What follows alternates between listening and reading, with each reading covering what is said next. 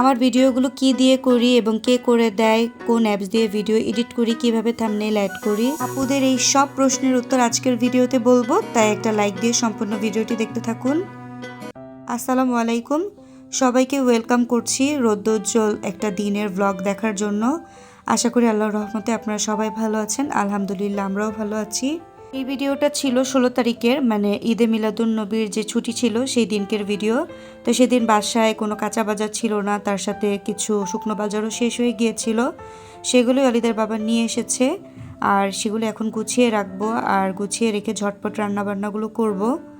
বাজার গুছাতে গুছাতে আপুদের অনেক প্রশ্নের উত্তর আজকে আমি দিব।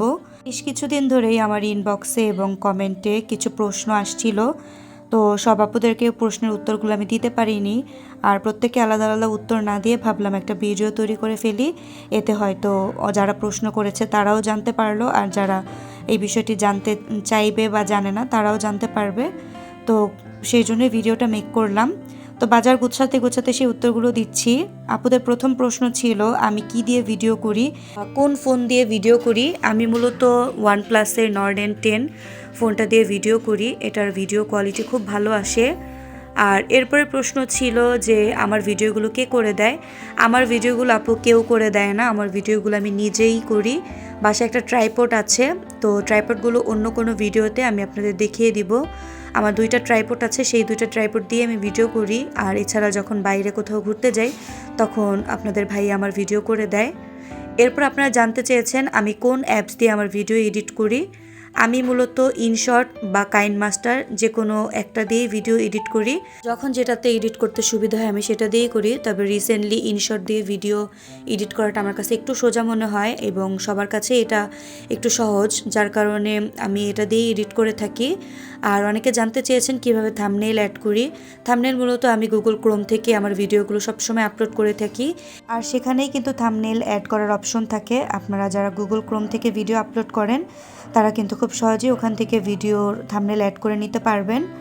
আর ইউটিউবে এই ধরনের অনেক ভিডিও রয়েছে, আপনারা চাইলে সেখান থেকে টিউটোরিয়ালগুলো দেখে নিতে পারেন। এরপরে আপুদের প্রশ্ন ছিল আমি ভয়েস ওভার কীভাবে দেই। আমি ইনশর্ট অ্যাপ থেকেই কিন্তু ভয়েসগুলো রেকর্ড করে থাকি, কোনো রকম মাইক্রোফোন ছাড়া। তবে আপনারা চেষ্টা করবেন মাইক্রোফোন দিয়ে ভয়েস ওভারটা দেওয়ার জন্য, যদি আপনাদের কাছে থাকে। আর না থাকলে চাইলেও আপনারা ইনশর্ট অ্যাপস দিয়েও কিন্তু ভয়েস ওভার করতে পারেন। যাই হোক, আমার প্রিয় কিছু আপুদের প্রশ্নের উত্তরগুলো আজকে দিয়ে দিলাম। আশা করি যে আপুগুলো প্রশ্ন করেছেন তারা তাদের উত্তর পেয়ে যাবেন। যাই হোক, কথা বলতে বলতে কিন্তু আমার ভিডিওটা অনেক দূর এগিয়ে গিয়েছে। আমি বাজার গুছিয়ে খুব ঝটপট কিন্তু রান্নাগুলো করে নিচ্ছি। আর আজকে বাজার গুছাতে গুছাতে আমার কিন্তু অনেক দেরি হয়ে গিয়েছিল, তাই সহজে রান্না করা যায় এমন রেসিপিগুলোই কিন্তু করছি। আমি কিন্তু অলরেডি হাতে মাখিয়ে গরুর ভুঁড়িটা রান্না বসিয়ে দিয়েছি, আর এখানে একটু ইলিশ মাছের মাথা দিয়ে দুন্দুল দিয়ে রান্না করব। তো এখানে আমি মশলা হিসেবে শুধুমাত্র হলুদ মরিচের গুঁড়াটাই অ্যাড করেছি। আর দুন্দুল দিয়ে ইলিশ মাছ রান্না করতে বা ইলিশ মাছের মাথা দিয়ে আমি যাই রান্না করি না কেন, ইলিশ মাছটা কিন্তু ভেজে নেই না, এভাবে কষিয়ে তারপর রান্না করি। তো আজকে অনেকটা পরিমাণ দুন্দুল বাসায় ছিল, সেই সবটুকুই রান্না করে ফেলছি। আগামীকাল অলিদের পরীক্ষা শেষ হলে বাবার বাড়িতে যাব। যদিও আজকে অলিদের বাবা বেশ কিছু সবজি নিয়ে এসেছে, তো সেগুলো খুব ভালোভাবে ধুয়ে ক্লিন করে আমি ফ্রিজে রেখে দিয়েছি। হয়তো আমি যে কদিন থাকবো তার মধ্যে ভালোই থাকবে। তো যদিও এতটা বাজার করার ইচ্ছা ছিল না, কিন্তু আমি একটু দোটানাই ছিলাম যে যাব কি যাব না। পরবর্তীতে ডিসিশন নেই যে যাব, কিন্তু বাজার তো করা হয়ে গিয়েছে। তো যে প্রসেসে এটা আমি রেখেছি আশা করি ভালোই থাকবে। আমি সবসময় চেষ্টা করি বাজার থেকে সবজি আনার পরে যে সবজিগুলো পানি দিয়ে ধুইলে নষ্ট হয় না সেই ধরনের সবজিগুলো একটু ধুয়ে পানিটা শুকিয়ে তারপর নরমাল ফ্রিজে রাখি। এতে কিন্তু সবজিগুলো অনেক দিন ভালো থাকে আর শুকিয়েও যায় না ফ্রিজে দীর্ঘদিন রেখে দিলে। তো সেভাবে করে অনেক দিনে আমি সবজি রেখে দিয়েছি, প্রায় সপ্তাহখানিকের বেশি কিন্তু ভালো থাকে। তবে যে পরিমাণ সবজি আনা হয় কখনোই কিন্তু সপ্তাহখানিকের বেশি রাখা হয় না ফ্রিজে, খাওয়া হয়ে যায়।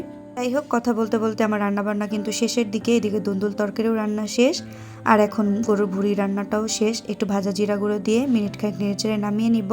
আর এখন দেখতে দেখতে ভিডিওটি শেষ প্রান্তে চলে এসেছি। ভিডিওটি কেমন লাগলো অবশ্যই জানাবেন। আপুদের যদি আর কোনো প্রশ্ন থাকে সেটাও আমাকে জানাবেন। সবাই ভালো থাকবেন। আল্লাহ হাফিজ।